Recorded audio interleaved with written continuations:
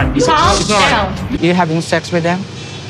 In every house that you want to go to sleep or sleep over? Not every house, but maybe like once a week. Camels can go a very, very long time without drinking water. Apparently, I have the same ability when it comes to sex. You guys, this latest episode of B90, let it serve to us all as a warning. If it looks like a scrub and acts like a scrub, it is a scrub. Brian, I'm talking about you. And as for Renee, let her be an example of why you shouldn't let just anybody come into your house. Let's get into it. Hi guys, welcome back to Nikki Faces Reality. We are here to discuss Before the 90 Days. It looks like we're getting rid of Chidi and Renee. I keep calling her Rayne. It looks like we're getting rid of them this episode and they are leaving us with a bang. And we're introduced to a brand new couple. So I definitely want to get into all of the tea. As always, before we do, make sure to like, comment, and subscribe. Thank you guys so much for being here. And yeah, we're just going to start straight into it with Ingrid and Brian. Because this man is proof that not everyone deserves a redemption story. Some people are almost like allergic to redemption because they keep showing who they truly are. So we're gonna get into him. So when we pick up with them, you know, they've had this beautiful moment at the resort. Ingrid is feeling confident about where they're heading. So she's like, you know what? It's time to introduce them to my friends. Brian is, you know, feeling a little nervous, feeling a little self-conscious, but he's excited for this progress. And so I just want to call out the shady producer that in like the interviews with the friends, the producer asks, so how do you feel about Ingrid being with a guy that's older and in a wheelchair? And in the confessional, they're all like, oh my God, yeah, we were shocked. But these ladies, they don't hold back. They're pretty direct because in this moment with Brian, they immediately go into asking, so how was the first night of lovemaking? And I don't know if Ingrid was prepared for this because she was just like, oh, you know, no, like it's fine. Like, oh my God, relax. And she's trying to like cut this conversation. But Brian welcomes this conversation because he's like, no, actually, let's get into it. Where's your head at with that? Because I would love to do it. So Ingrid is obviously shy, and I understand that you want to make a good impression with her friends and things like that. But if you're going to follow anyone's cue, let it be that of your partner. If your partner doesn't want to talk about it, that's letting you know that she's uncomfortable, right? Not Brian. I don't know what he was thinking. Maybe it was to like toot his horn, to toot like his capabilities, you know, just in case they have any doubt about how his equipment works. Instead of just saying, I'm perfectly capable of, you know, having a good time with Ingrid, my partner, he says, yeah, you know, I come to Brazil a lot and usually, you know, that same night, like I have someone that I can go to. That same night I get played. So this is new for me. And Ingrid is like, okay, like she's trying to find the positive of this. Like obviously no one wants to hear that their partner comes to Brazil and always gets laid, you know? Like that's not an image that I think she would want. But she's trying to find the positive in this that he's saying that like because he's taking it slow with her, that means that he really wants to be with her. I don't think that that was what he was giving. I think that he wanted to show off. I think that he wanted to, you know, be like, I can still be a playboy. Everything about that was just like, ugh. It was just in very poor taste, at least for me. And, you know, Ingrid was just like laughing it off because she was with her friends. Her friends, I don't know what their objective was, but they like really want them to get it in. So they were just, you know, encouraging them, being like, you have to see if you're compatible, like go for it, try it. And it's pressure for both of them, obviously in different ways. But then we see them on their way to the hotel and like, it's a big deal that Ingrid is sleeping over rather than just going home. And, you know, Brian is feeling like motivated that her friends like want her to do it. So that means that like Ingrid must be into it, right? So he pulls out a gift that he brought for Ingrid. And you know, maybe it's editing, But we haven't seen like him give her other gifts. And if I'm forgetting that, please do let me know. We saw that he bought her kids gifts, but I haven't seen him be like, oh, I saw this shirt and it made me think of you, or this dress, or this bracelet. I don't recall seeing a scene like that. But in this scene, he's like, yeah, I brought you a gift. And it's lingerie. And she squeals almost like a middle schooler. I have a feeling that Ingrid has like a religious background, given what she's said about her family. So I can understand why she's being shy in this moment. But it's like this lingerie. She goes to try it on. It covers barely anything, but her body is bodying. She looks amazing, but you can tell that she's like really uncomfortable. Maybe because of the cameras, maybe because Brian. I'm not sure. And now that I think of it, it may be because of Brian, because according to both of them, they never talked about intimacy, which was shocking for me to hear because from the moment that he told us he was going to Brazil, he talked about it a lot. So I was under the assumption that they had had some like spicy calls, but they didn't. So this was, brand new territory, and his way of like, easing her into it was to do a massage. And that's where we left them. And then the camera pans off. So I'm thinking, okay, they got it in. We see the time mark that says an hour later. Brian is coming out of the hotel. So Brian's perspective of the story is that, he didn't have a condom. And so he was like, you know what, like let's not let that slow us down. And he offered to do other things with his mouth. And she was like, no, no, no. And it landed them into a fight. But apparently she just like shut him off. And he just felt like rejected and felt like there has to be something else. Like, why else would she like just shut off and like not want to do anything else with him? Which automatically when I heard that, I was like, it sounds to me like you're a little bit entitled. But I was giving him the benefit of the doubt until they panned to freaking Ingrid and she's in a car, I'm assuming with a producer, and there's another producer trying to talk to her. She's like covering her face. Like, I don't think she even wants to be on camera. And we got her version of the story, which is that he didn't have a condom. And I think she viewed that as like a sign that they shouldn't continue like being intimate. She's like, okay, you don't have a condom. This already feels rushed because I don't think she was prepared to really be intimate yet, but then her friends were egging her on. But he like kind of like was trying to go and like do some, mouth kissy stuff. And she was like, hey, like, no, like let's slow down. And apparently he was acting like a savage. Like he just needed to have some intimacy. And like that was scary. That turned her off. And she was like, I need to go. And Brian has shown examples of him not accepting her boundaries. But to do that, the wind is howling like crazy outside. But to not respect her boundaries in such like a vulnerable position, that's a no. This is another example of Brian, again, like victimizing himself, like, oh, like, she's definitely not attracted to me. That's why she said no. No, she said no because she felt uncomfortable and felt like you not having a condom was a sign. Because he's very pushy. He's been pushy at every stage of this. So who's to say that they wouldn't start something and then he'd be like, oh, let me just put it in, just a tip, without a condom. Do you see what I mean? Like, it's like a gateway. So she was like, you know what? I'd rather us not start something that we can't finish. That shouldn't have started a huge fight. So he's like confused at how they got here, but he obviously escalated this. Also, like, no one owes you further explanation. No is a complete sentence. And I just feel like people need to get that in their brains. Like, you are not entitled to someone's body. It doesn't matter if you're 30 years into a relationship. Oof, this was like super alarming. I just feel like, how do you move forward from this?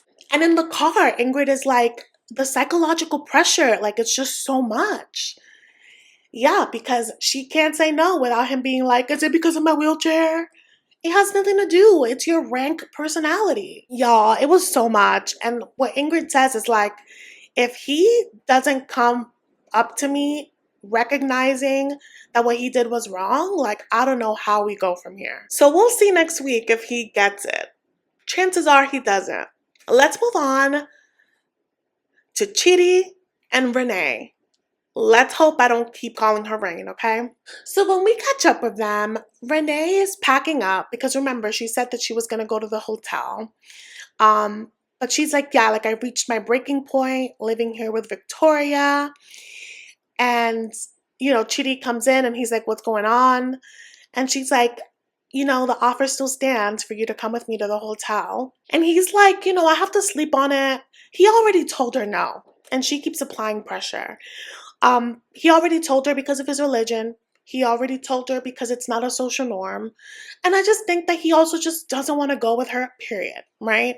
But he's like, I have to sleep on it. I have to get some, things in order. And she's like, what things do you have to get in order? And he's like, oh, like clothes. And then, like I have to talk to my family.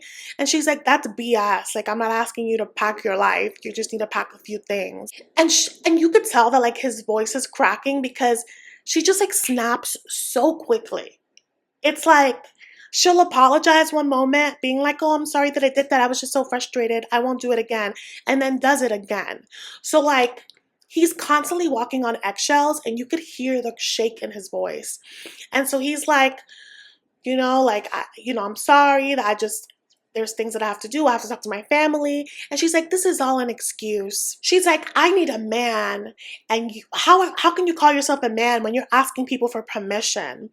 And this is what makes me realize that Renee is like kooky because read the room, girly. This man hasn't been able to fend for himself really in over 20 years because he is blind. He needs support. He is lucky to have the support that he has. And culturally, like you just rely on your family, on your community. So while you guys might have been talking for 5 years on the web, this is the first trip that you guys have seen each other face to face. You are a stranger, no matter how you want to paint it. It's just crazy to me that she's like, you're not a man. But he's a man that has different capabilities. And I think she's holding him to the same standard of a man that is visually well. And so she's packing up and she's like, this is your last chance because you're going to lose me forever. And so she continues to just like emasculate him and say that like she needs to leave because she feels like an intruder in that house. And she told him that she always knew that a sister would be a problem, that she always knew that. And he's like, you had that crazy feeling before you even met my sister. Like, it had nothing to do with my sister. You already came in with that. And she's like pointing the finger at him and like getting in his face.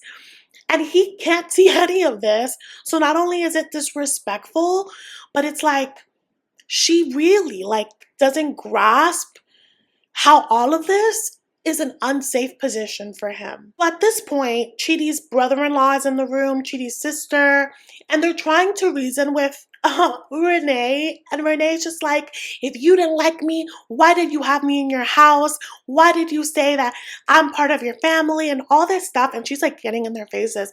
And Victoria's like, you were delusional. Like, we invited you here. We did love you. We did welcome you. But look at how you speak to people. Like, that's not okay.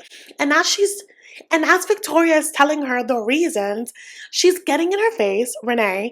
And Renee's like, calm down, little girl. Like, just being really problematic. And so Victoria's husband has gone out of his way to like make this a pleasant time for freaking Renee.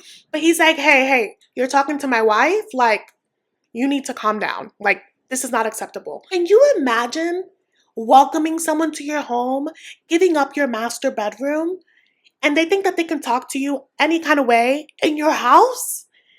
There's just no way. Like, Renee, her craziness has made her just like abundant in audacity. Again, I don't condone violence, but have you ever looked at someone and been like, wow, you've never been smacked in the face? And it shows. It shows. Because You have an abundance of nerve. You don't care for consequences. I wonder what that's like. And also, I want to call out that, like, when Victoria's husband, like, defends Victoria, she turns to Chidi and she's like, you don't have my back. Like, you're supposed to have my back when people confront me, no matter what, even if it's your family. Chidi's in the corner of the bed, like, I felt so bad for him. And then she's like, you know what? I was going to come back tomorrow, but it's clear that I'm not welcome here, so I'm not. You're going to lose me forever. And Chidi's brother-in-law is like, Renee, come on. Like, you're going to throw away 5 years?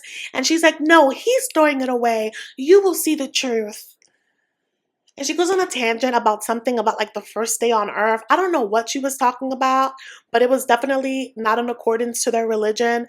And Victoria's rolling her eyes. Chidi's like, what is going on? She gets in his face one more time and is like, I'm leaving. Like, you're never gonna see me again. Chidi's like, is this real? Like, babe? And he keeps calling out for her, and she like is hitting every corner on her way out with this big old luggage. And she's like, I'm moving on. You will never see me again. And Chidi says that he feels sick. He's just so confused. Honestly, Chidi, this is a blessing in disguise, because I don't think that it would be safe for you. Like, the way that she like rushes towards him, like, he could easily feel her go back and like fall again, hurt himself. I don't think that she is as aware or as ready to take care of someone like him. So her need to like be the only person he can focus on, the only person that he listens to, that kind of possessiveness is terrifying. Like, it's so obvious that she wants to isolate him from the people that care about him, for the people that know him, and wants to like change his belief system. And so she's in this car like crying, saying that she's like all, misunderstood, and this always happens to her, and that she thought that he loved her, and like that he wouldn't like love her the right way. And looking back at their scenes, I feel like Chidi showed her love in his way, and he let her know. I think that if she's really honest with herself, she wanted intimacy. And there's nothing wrong with that, but you don't get to coerce someone to get it. And she says that, like, he wouldn't have like alone time with her. You had alone time in the house. You were upset he didn't go to the hotel because you wanted more. She kept telling him that she wouldn't touch him, that they would just have alone time, but you had alone time at the house. Like, let's be honest, you wanted more. And he said no. And like, Chidi could be the bad guy for many things, but he doesn't get to be a bad guy because he said no to you. Like, that's bonkers. And like, I don't know if she's gonna stay in Nigeria. I don't know if she's gonna go home. I assume that we're done with them because we're introduced to a new couple in this episode. So we probably won't see them till much later. Spoiler alert, / maybe, I don't know. She's been going crazy on social media. One of the things that she says is that she's not going to go to the reunion, or that she was disinvited, allegedly. Who knows? So honestly, who knows if we'll see them again? But what a ride it's been, Chicken Lady. Let's move on to the next couple. We're going to move on to Faith and Lauren, another guy that has just been making his rounds on the interwebs. But as you guys remember, Faith had taken some time from Lauren because she found out that he had been cheating on her and got an STD. Well, in the last episode, Lauren went and got meds. So we see Faith pull up to his hotel room, and she's at the door, and he's like, you want to come in? And she's like, I don't think so. Let's go outside. She's like, I'm not going into that crusty room of yours. Faith looks still so hurt, as she should be. But she's like, I love him, and so I want to hear him out. It's clear that the trust is gone, So this conversation, she just wants to get the full scope of things so they can finally get on the same page. He tells her that he's on meds, and in a week he'll be clear. And she's like, okay. So this man continues his horrific story that he has been communicating with her, that he has been sleeping with people. And she's like, so you're telling me every time you slept over someone's house, you were actually doing the deed? And he's like, well, not every time, but like once a week. Can you imagine hearing that someone is cheating on you once a week and that you knew when you know that you didn't? It's crazy work. Like, he knows damn well that he did not communicate that with her, that he was in a one-sided non-monogamous relationship. And so he like fake apologizes for cheating. And I say fake apologizing because he, at his core, doesn't believe that he did something wrong. So like I would never take that apology, you know? But he's like, yeah, like, I'm so sorry. I'm never going to do that to you again. I want to be in a monogamous relationship with you forever. He wants a place to stay forever. Let's be honest. Let's be clear. And so Faith is seated there, torn, heartbroken, because she's like, you are a gross person for lying to me. But before he got there, they had already planned a trip to see her family in another town over. And so she's already, you know, told everyone that she's bringing a boyfriend. They're all excited. She really got her hopes up as this is her first relationship. So she's just like, ugh, like, I already told them we're coming, but I don't feel comfortable introducing you as my boyfriend. And so he's like, okay, like, so you're gonna introduce me as your friend. Like, that's great. Are you giving me a second chance? And she begrudgingly says yes, but she's like, you know, it's gonna take some time to get the trust back. And while she's saying yes, you know, it's clear in her face and her body language that like, I don't know if this is long lasting. And so this manipulative prick is like, it's you and me, babe, forever. He's like, yeah, you know, right now we're friends again, and then soon to be boyfriend again, and then fiance, and then it's us forever. And I say he's manipulative because he knows that that is what she wants. But I'm sure it's insulting for her to hear that after like his betrayal, you know? So that's the end of that for this episode. Let's move on to the next couple. So the next couple is Niles and Matilda. When we last saw them, you know, we're getting hot and bothered, so I could have sworn that we would see them and they would have that morning glow. But it's the complete opposite. When we see them, Niles is having tummy issues. And so Matilda is seated there and she's like, yeah, we didn't have the fireworks that I was expecting. And so when he comes out, she looks at him and she's like, yeah, like you really like basically dogged me. You rejected me last night. I thought nothing went down because he had, you know, his tummy rumbling, but apparently she was ready to give it to him and he was like, no, baby, let's think about Jesus. They were already like unclothed and he had some restraint. But in this part, I was like, Niles, what have you been up to? He says that he doesn't want to rush into physical intimacy with Matilda because in his last relationship, they did it right away and sex became the center of their relationship. So much so that his ex was expecting it like 6 times a day, and it sounded like she just couldn't get enough of Niles. And I'm like, okay, Niles, I see you. He's like, you know, I'm just a man. But he wants, you know, love and their plans to be the center of their relationship. So he wants to hold off on intimacy until they're officially married. But it sounds to me like they got pretty far. And so Matilda's like, okay, babe, you're gonna give it to me when we're married. But if only she knew that it's gonna be a while. And so we see them then go on a walk by the beach. And this is where Matilda is like, oh my God, I can't wait to be married. Can you believe we have like 200 people coming? Yeah, my family is coming from all over. Niles wants to poop himself in this moment. You could tell. Like he's trying to keep his cool, and so he's just asking questions about how the ceremonies work.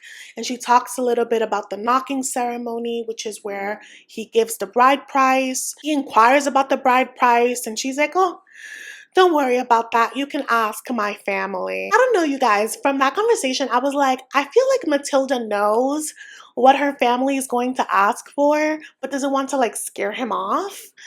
Did you guys get that vibe? I just feel like she knows more than she's conveying. And also it comes up later on again. He's American. And you know, people think that Americans have so much money, and that couldn't be further from the truth. But yeah, I feel like she knows. But the whole time that they're talking about this, Niles is just like, how do I even get out of this at this point? But he takes her to a shop because Matilda wants, to get a nice outfit for that knocking ceremony. But they seem to go to like the bougiest place in Accra because this one skirt was like $80. And I've been to Ghana before, and you can get really nice custom items in kente cloth for like half that. Or you can get a deal where you can get at least the top that goes with the skirt for $80. Like, that was insane. And you could see that Niles was like, I'm not made of money. I think she doesn't get how much money I have. But he's like, okay, if I get her this, maybe it'll make her feel better for the fact that I have to delay our wedding. Sure, let's get it. And then he also takes her to get her nails done. So he leaves her at the nail salon and he's like, yeah, I'm gonna take a walk. Matilda's like, you've never been here. Like, what do you mean you're going for a walk? He's like, yeah, I have Google Maps. So we see him and he finds a ring store. Smart man. He finds a ring. It's like $230. Not bad. Looks lovely. And he's like, okay, I want to get her this ring. One, because I've already proposed. But two, as a promise that I will come back for her. I hope that she just doesn't leave me because I can't get married in this trip. You guys, I really have a soft spot for Matilda and Niles.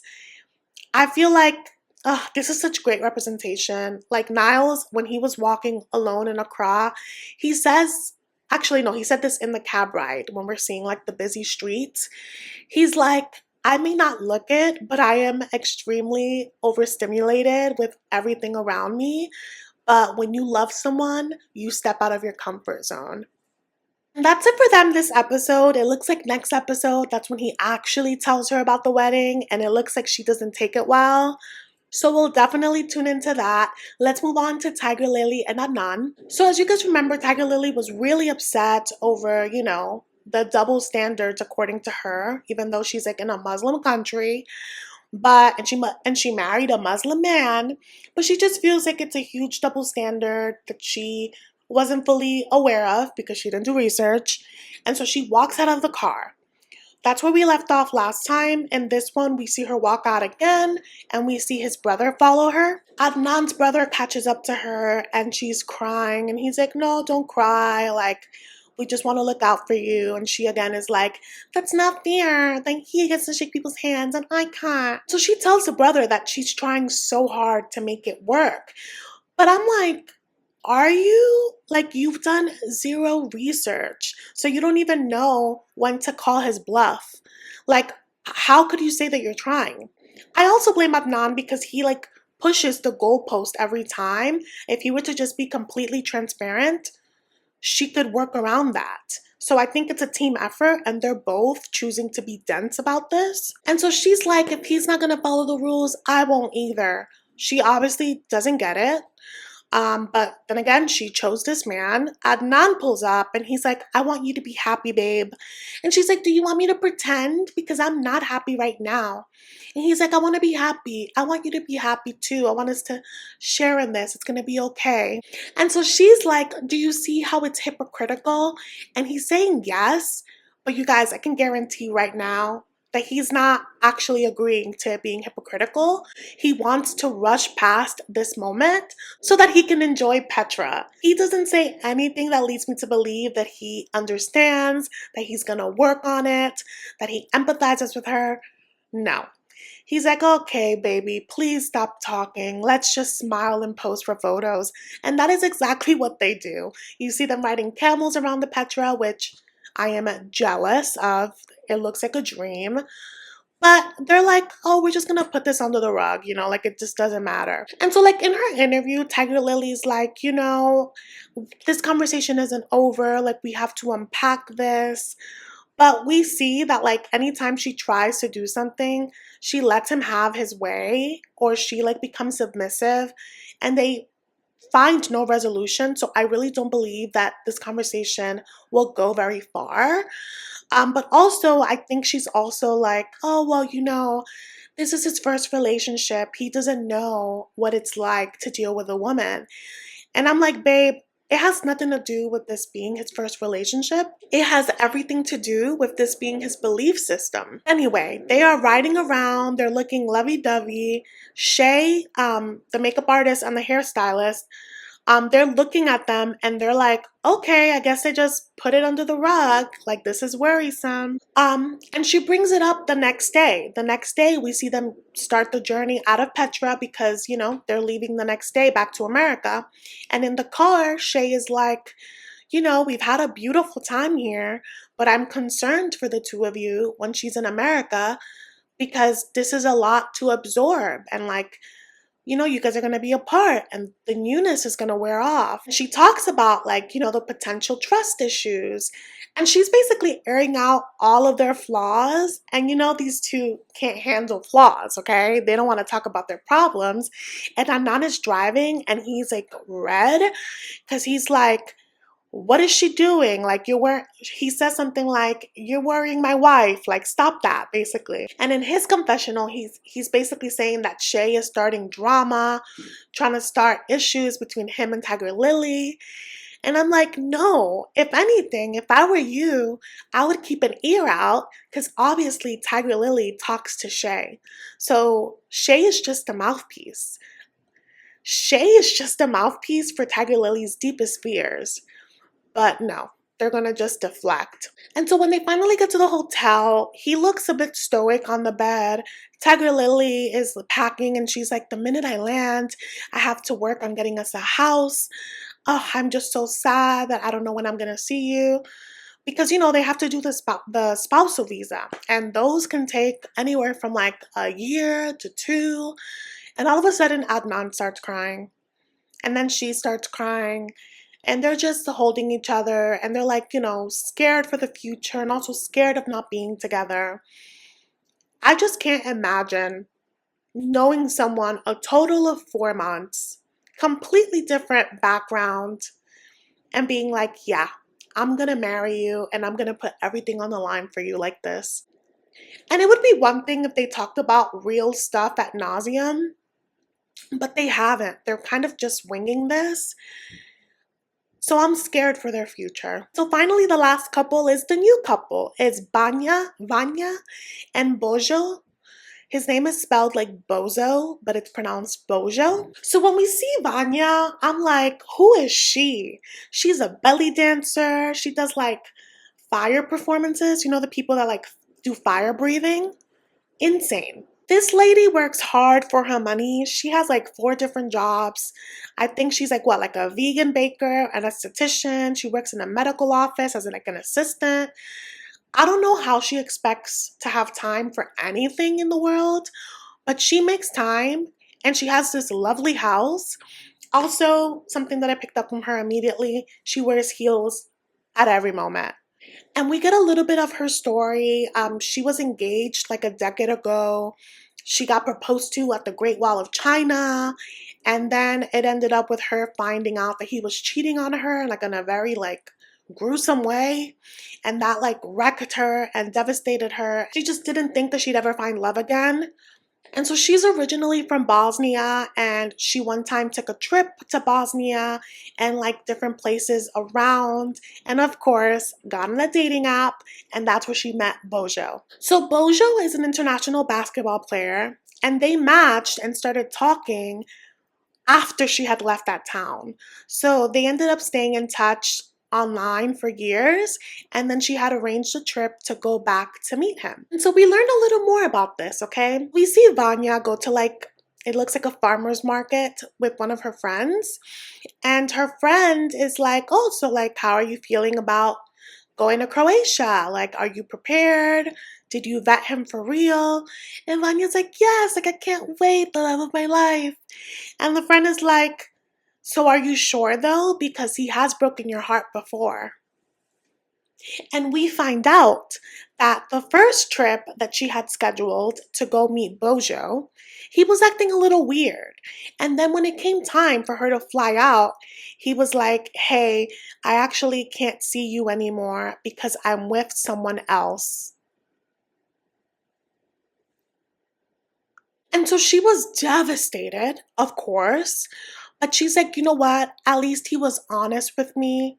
And that is why she gave him a second chance when he came back to her months later and was like, actually, like, I really want to work on this. And my thing is, I think that we're giving him too much credit for being honest because he was obviously involved with that other woman the whole time you guys were talking.